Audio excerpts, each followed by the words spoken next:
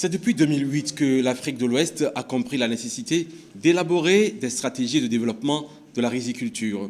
Cela a permis d'augmenter la production du riz de plus de 25% dans la sous-région.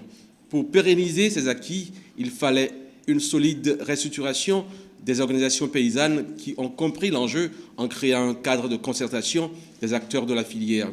Il s'agit pour eux d'échanger sur des questions liées à l'amélioration de la productivité, de la régulation du marché et surtout au partage des plus-values au sein de la filière.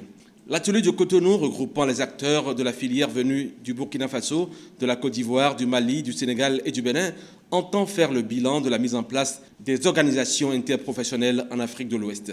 Nous sommes dans un cadre des institutions de la CEDEAO et de l'UEMOA qui ont une politique sur les interprofessions. Nous devons partager ces politiques au cours de cet atelier de l'UEMOA et de la CEDEAO pour qu'on puisse partager ces politiques, pour voir quelles sont les forces et les faiblesses de cette politique qui peut arranger, surtout nous les organisations paysannes, pour qu'on puisse jouer pleinement notre rôle dans cette interprofession. Nous sommes vraiment dans une dynamique de lutte contre des crises dans laquelle les professionnels, les producteurs, les transformateurs doivent se mobiliser, devenir performants, devenir efficaces et devenir encore plus compétitifs dans un monde où la faim est une situation grave et grandissante.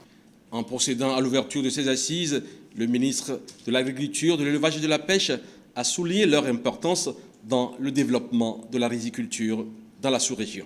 Il me plaît de vous rappeler que la mise en place d'une organisation interprofessionnelle n'est pas automatique, mais doit répondre à un besoin des acteurs de la filière concernée.